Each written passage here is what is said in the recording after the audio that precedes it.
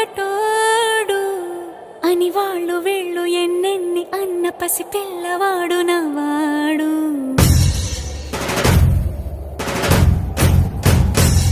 విడుముండోడు అని ఊరు వాడ అనుకున్న గాని మహారాజు నాకు నవ్వాడు.